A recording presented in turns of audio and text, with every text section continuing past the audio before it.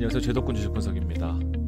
소중하게 모은 자산들을 또 최근에 시장이 흔들리다 보니까 또 공포스러우신 분들 많거든요. 오늘 그 멘탈 케어 좀 해드릴 거고요.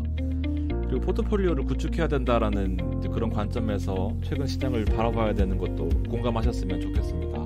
그런 관점에서 공격수 두 가지, 대표적으로 빅테크 탑7 플러스 그리고 미국 AI 테크 핵심 산업 액티브 ETF를 한번 설명드려 보겠습니다.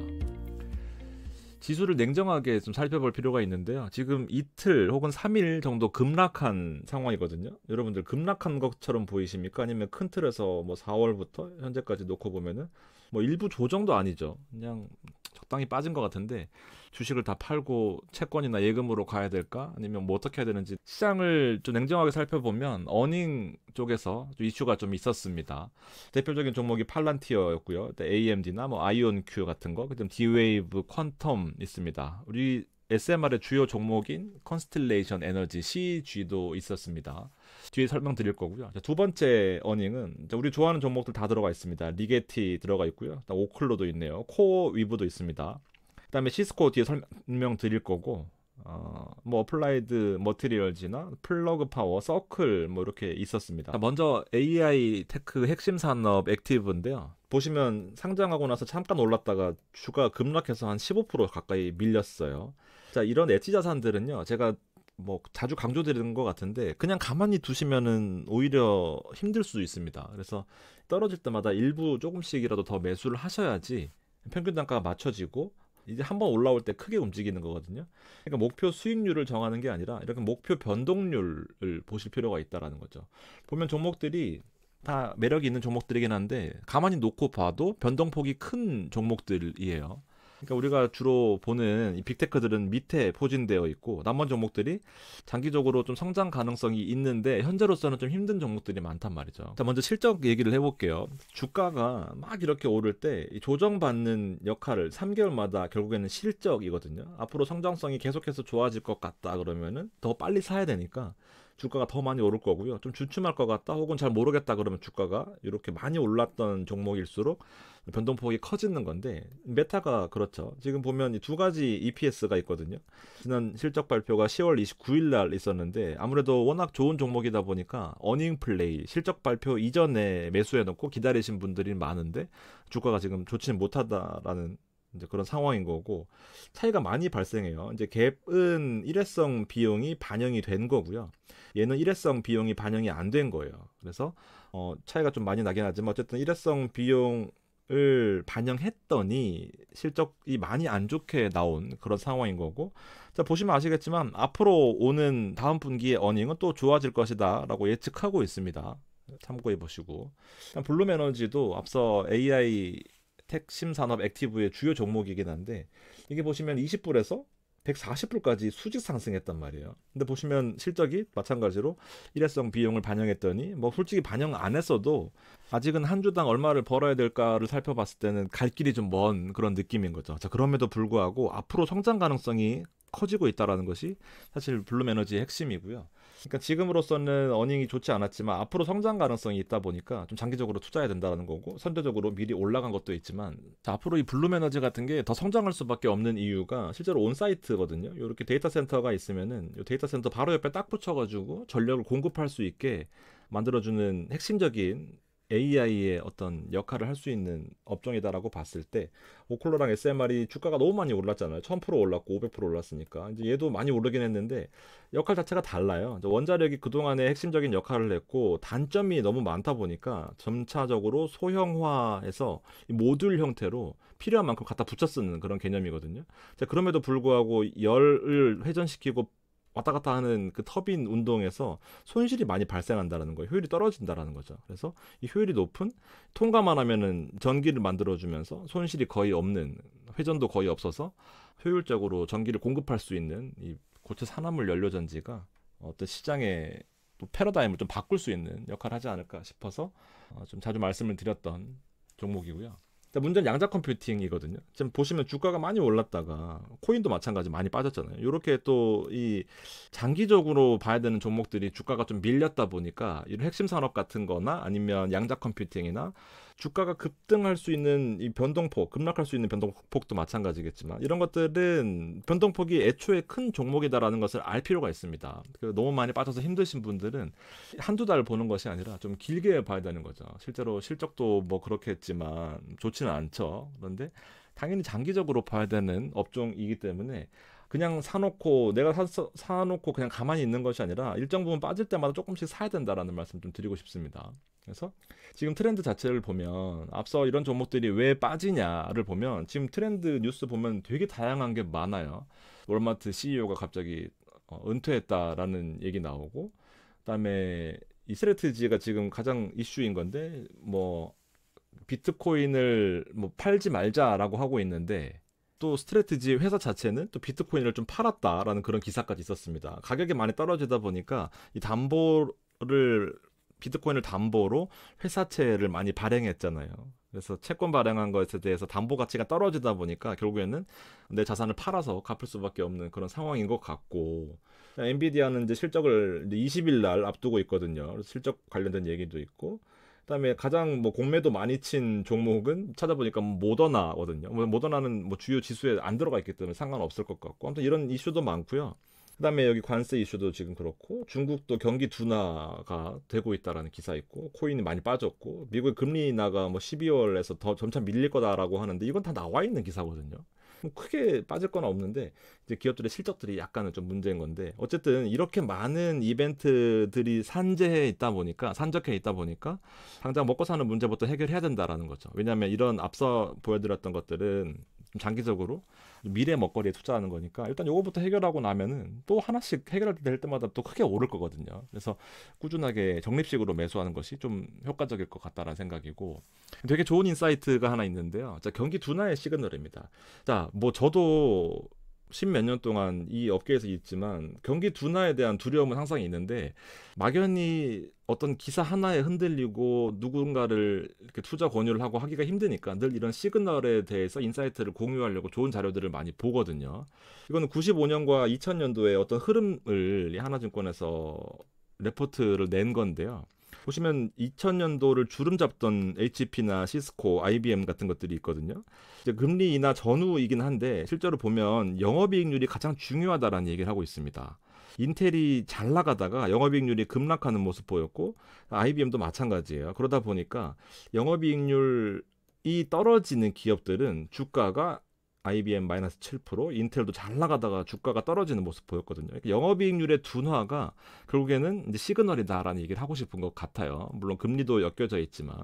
그래서 HP나 이렇게 영업이익률이 올랐던 종목들은 실제로 주가가 나쁘지 않았다라는 겁니다. 이게 떨어진 게 아니라 그래도 12% 오른 거거든요.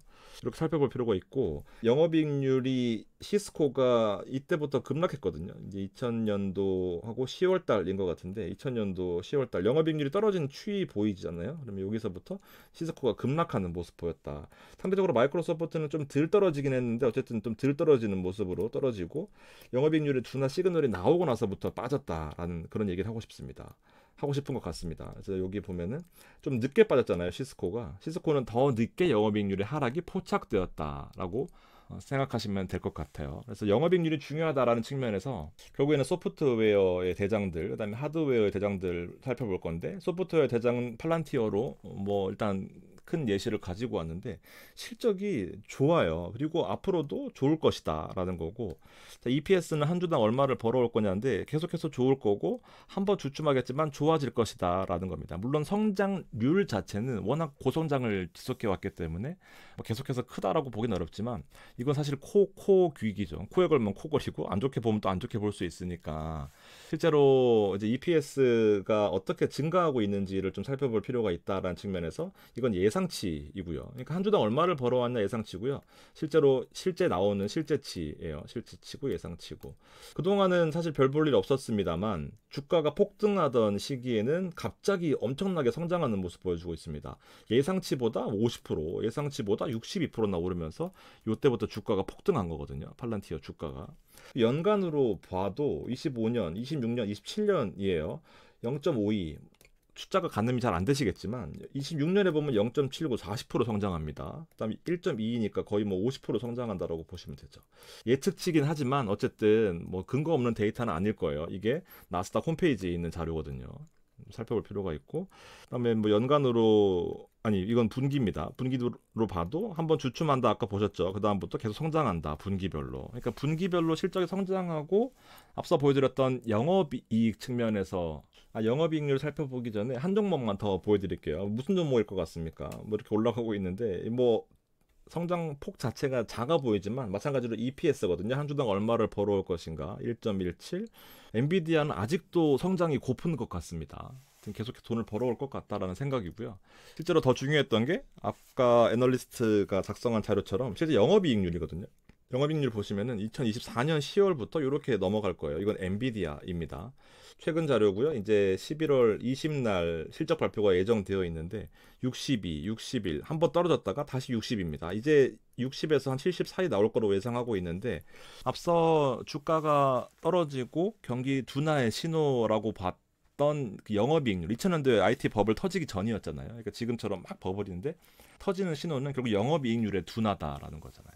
영업이익률이라고 하는 것은 결국에는 실제로 본업에서 돈을 얼마나 벌어오느냐잖아요. 그러니까 엔비디아는 건재하다라는 건데, 물론 여기 이제 실적을 좀 봐야 되긴 하겠지만, 마찬가지로 팔란티어입니다. 영업이익률 살펴보면은 이렇게 될 거예요. 보면 1%, 19%, 26%, 33%, 뭐 40% 육박하고 있는 건데, 우리나라에서도 찾아보기 힘든 그런 케이스고, 하이닉스가 한 50% 가까이 되잖아요. 그러니까 이렇게 큰 사이즈의 기업들이 이렇게 돈을 잘 벌어오고 있으니까 사실 크게 문제는 없다라는 건데, 매출이나 어떤 이 EPS의 가이던스라고 하는 예측치 자체가 뭐 크게 나쁜 것 같지는 않다라는 생각입니다. 그러니까 이럴 때일수록, 그리고 뭐 한두 번 빠지더라도 반등하는 모습 보여줄 수 있으니까, 대표적으로 ETF들 모아가시는 분들 많으실 텐데요. 에이스 미국 빅테크가 이때 7천억이었네요. 하여튼 보면 17,930원이었고요. 맨날 제가 공격수 중에 가장 뭐 고민하지 않고 투자해도 되는 그런 ETF 중에 하나인 건데, 10개 종목으로 끝내는 거예요. 7개 플러스 3개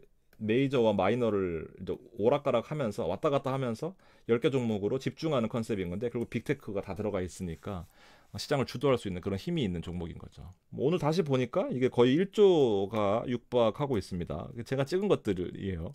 그럼 보면 22,000원이니까 주가 한 40% 올랐네요. 그 사이에서도. 그러니까 이렇게 빠질 때 여러분들 어떻게 생각해야 되는지를 한번 살펴볼 필요가 있습니다. 진짜 빠지는 건지, 아니면 뭐 조정이나 아니면 실적 때문에 잠깐 쇼크 받는 건지 생각하시면 좋겠고, 내가 이런 걸 투자하는데 하루 이틀 보치지 말고요. 그러니까 목표 수익률도 중요한데 목표 변동률인 거죠. 그러니까 이렇게 움직이는 레벨, 이렇게 움직이는 레벨이 있잖아요. 요 레벨을 정도 움직이고 더 빠지면은 더 사야 되는 그런 케이스 아니겠습니까? 꾸준히 모아가시는 게 중요합니다. ETF는 팔 생각하지 마시고요. 좋은 ETF를 골라서 꾸준하게 가져가면은 빠질 때가 기회라고 생각이 들어야 되는데, 뭐 계좌 중에 일부를 보여드리면, 그러니까 포트폴리오가 되게 중요한 거예요. 이거 하나만 몰빵해놨다라고 하면 사실은 저도 힘들 것 같습니다. 근데 저는 다음 한 200개 될 것 같아요. 비중 다르고 계좌 다르긴 하지만, 빅테크 탑7 플러스를 메인으로 가져가고, 그다음에 공격을 2가지로 한다라고 치면은 방어를 2가지로 하기 때문에 시장이 어떻게 움직여도 크게 상관없어요. 지금 시장이 안 좋을 때 코미에 계속 올랐죠. 그다음에 배당은 때 되면 나올 거거든요. 물론 둘 다 말이라서 뭐 중간에 받고 싶으신 분 뭐 달라지긴 하겠지만, 어쨌든 이렇게 포트폴리오를 짜놓는 것이 중요하다. 빠지든 떨어지든 9%는 나오니까요. 두 번째는 또 AI 테크 핵심 산업 다른 계좌에도 있기는 한데, 지금 저는 나오자마자 들어가서 16% 빠졌거든요. 근데 걱정이 별로 안 돼요. 엔젤 로보틱스는 좀 많이 빠졌네요. 삼바도 좀 팔고, 이건 그냥 종목을 저는 개인 좀 그 국내 개별 종목 진짜 못하는 것 같습니다. 아무튼 이렇게 있는데 다른 계좌에도 마이너스 한 8% 그렇습니다. 근데 보면은 걱정이 크게 안 돼요. 왜냐하면 장기적으로 가져가는데 오히려 더 사야 된다라는 생각을 하거든요. 이런 섹터들을 여러분들이 각각 개별적으로 가져가기에는 물론 좋을 수 있습니다만, 결국 한 번에 무너지는 것이 또 개별 종목 아니겠습니까? 전력과 열을 기본적으로 깔아놓고 가속기 엔비디아를 필두로 아이온큐 양자 컴퓨팅의 어떤 미래 산업에 투자하는 거거든요. 그러니까 단기적으로 볼 필요가 전혀 없는 거고, 그다음 클라우드가 결국 핵심 아니겠습니까? AI에 있어서. 근데 오라클 지금 주가 변동폭이 좀 크긴 하지만 결국 성장하는 과정이라고 봐요. 구글, 팔란티어도 들어가 있고 보안도 책임져야 되겠죠. AI 서버에다가 데이터 넣어놓는데 내 회사 기밀을 다 넣어놓는데 보안이 털리면 안 되니까. 그래서 실제로 어떻게 상용화할 건지 광고의 핵심 에드테크 그다음에 로빈후드를 바탕으로 최신 데이터를 좀 얻어서 어떻게 활용할 건지 템퍼스나 테슬라도 마찬가지고요. 이런 종목들에 들어간다라고 하는 것은 사실 단기간에 여러분들이 쇼부 보기에는 좀 무리가 있으니까 저도 같이 들어가서 물리고 손해보고 하면서 근데 올해 한 7천만 원 정도 수익 났거든요. 안 팔면은 되는 거예요. 핵심은요. 그리고 뭐 안 팔기만 하면 또 그러니까 핵심은 포트폴리오인 거죠. 배당주를 섞는 것이 또 장 빠지면 또 찾아요. 지금은 누가 배당주 하냐 하면서 슈드나 리츠 올릴 때마다 쌍욕 박는 분들 많거든요. 시장 빠져보세요. 또 결국에는 배당주입니다 하면서 또 올 거거든요. 그런 자꾸 시행착오를 몸소 겪지 마시고요. 한 번에 하셔도 됩니다. 그래서 같이 올라올 때가 또 있어요. 웃긴 거는. 너무 걱정하지 마시고요. 장기적으로 가져가는 안목을 위해서 한번 노력해봤습니다. 고맙습니다.